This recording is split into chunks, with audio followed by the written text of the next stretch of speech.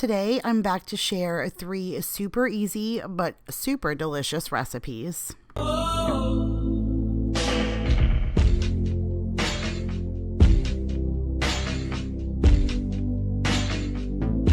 What is up, you guys? Welcome back to another video. If you are new, my name is Kira, and today I am sharing with you 3 super easy, but like I said, super delicious recipes. So 2 of them were new to me, and one of them was just a versatile recipe I figured I would throw in here just because I feel like this is something that is a game changer. Once you see it done, you can switch it up and change it up to however suits you best. But the first recipe that we're going to do is a garlic bread pot pie chicken. So it's pretty much like a pot pie base, but then the top is going to be like this crispy, crunchy crouton kind of garlic bread. It makes like the perfect crust and topping. And then we're going to make a deviled egg pasta salad. If you guys love deviled eggs and you're looking for like a switch up to your side dish for like barbecues or steak night, burger night, this is the perfect thing. And then we're going to make some cookie cups. They are a great way to, like I said, have a versatile recipe that you literally can fill and top with anything. But like I said, we're going to start off first with that garlic bread chicken. You guys, when you make this, it's literally going to blow your mind how stinking easy it is, and it's so fresh. And if you guys want to omit some of these veggies or switch them up, you can do that also. So we need some baby Bella mushrooms. I have a stick of butter here. I have some olive oil. I have some flour. I have some homemade chicken broth. I have roughly about 2 pounds of chicken. I have some peas and carrots, some heavy whipping cream. I have an onion, some garlic, and then 4 stalks of celery. It's almost like an amped up chicken soup that gets good and creamy and then topped with something super crunchy and yummy. I mean, how does any of that sound bad? So we're going to start off first with adding a nice heavy drizzle of olive oil to a pan and letting it heat up. And as it heats, we're going to start prepping our veggies. So for the celery stalks, I just cut them in half and then came back in the opposite direction and did a dice. You don't need it to be perfect in size because they are going to render and cook down, and they're going to be so tender, you're not even going to know like the size in your mouth. And then once the olive oil has heated up, you're going to go ahead and throw your mushrooms in there. I did add a little bit of salt and pepper. Mushrooms are like sponges, and so if you season them well, they really absorb that flavor. So while those mushrooms continue to cook, we're going to go ahead and cut our onion. Same concept.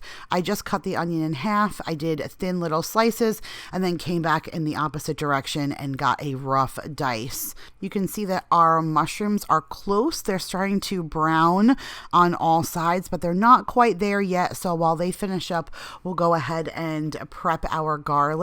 This garlic, you're going to use some inside of our pot pie base, and then we're also going to use some for that homemade garlic bread that we're going to go ahead and top a little bit later.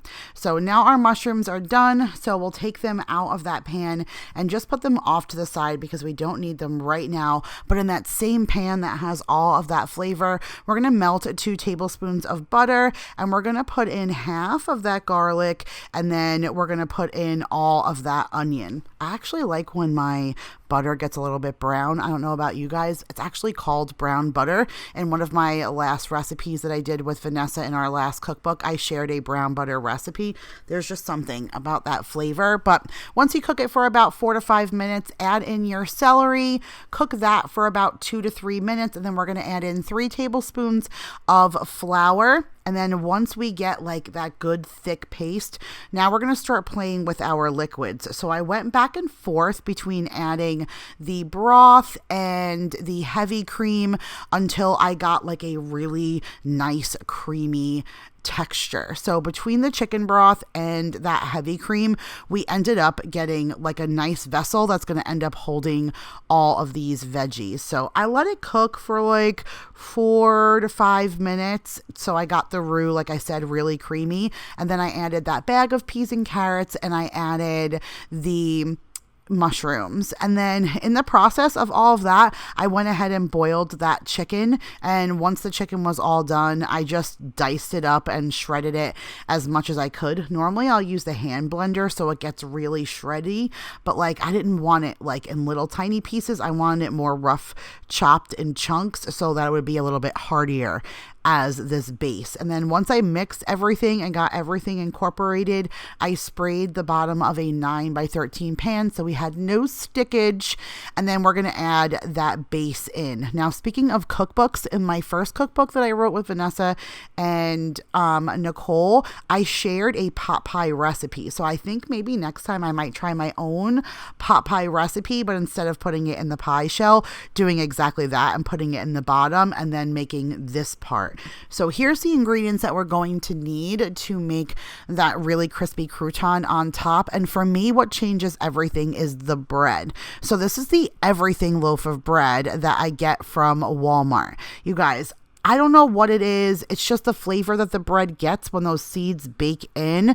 It's just incredible. So I have that, 4 tablespoons of butter. I have a little bit more garlic here because I wanted more than what I had left on my cutting board. I have some mozzarella here, the Parmesan Romano and Asiago cheese from Trader Joe's, and then regular Parmesan. But you can use whatever Parmesan and mozzarella that you want to use. And then I cut up the garlic, put that 4 tablespoons of butter in a bowl, and that went into the microwave to melt and get ready for my chunks of bread. So you can really cut this however you want. I just cut it in half, and then I cut the bread in strips, and I just made little chunks. And once I was done cutting the entire loaf, I stuck the entire loaf in that bowl with the melted butter and the garlic, and I gave it like a really good toss. Once everything was wet and gooey, and you can tell the bread like absorbed all of that butter, you're going to go ahead and top your pot pie mixture with that bread. You're going to add in some Parmesan cheese. So first I did the regular Parmesan cheese. Then I did a layer of mozzarella. I made sure to push and pack everything down. And then I came back with that Parmesan Romano and Asiago from Trader Joe's and just kind of topped it on the top. And this tray was so heavy, but you don't need anything else. No side dishes, no anything.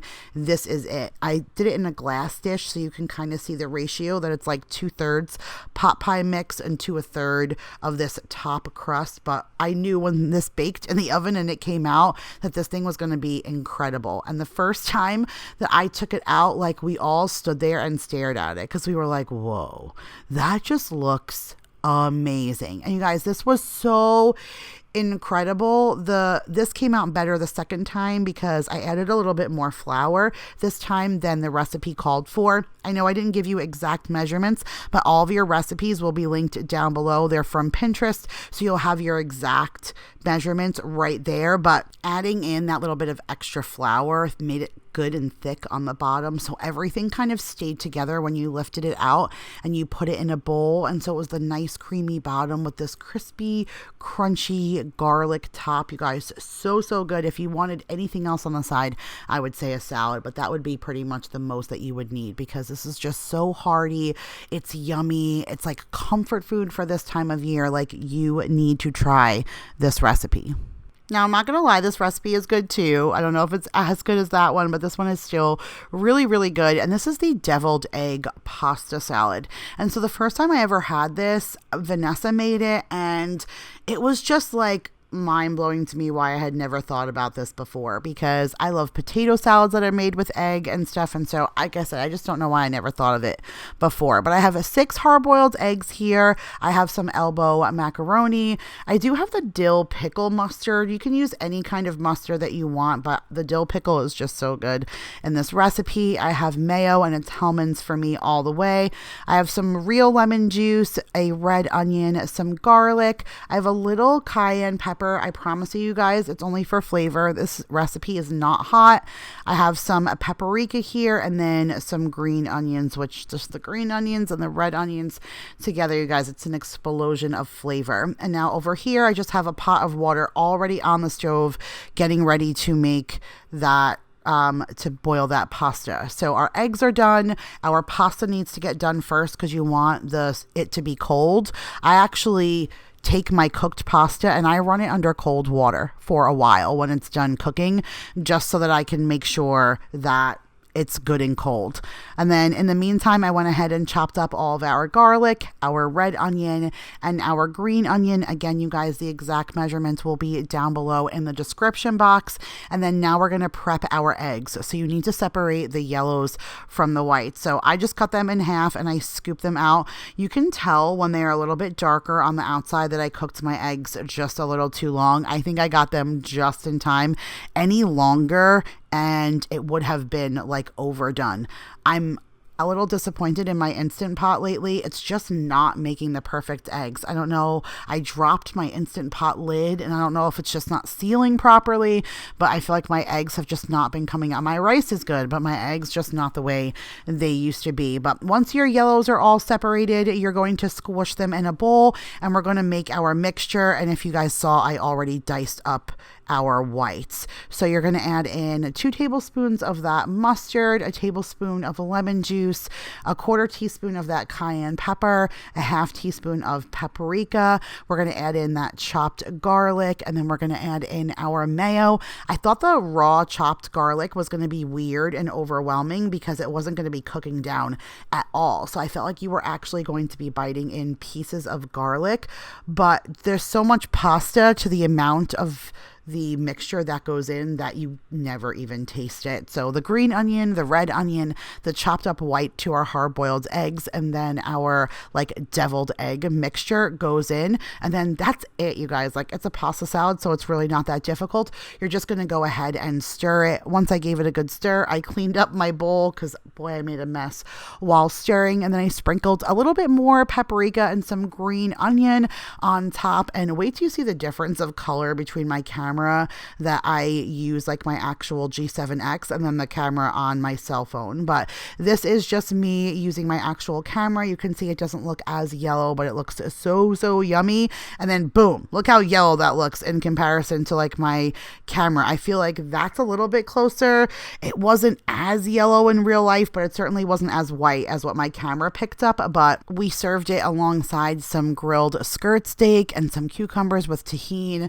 It was just so good, and it almost gave me summer vibes right in the middle of the winter time. All right, you guys, so here's that little dessert that I told you I wanted to throw in here.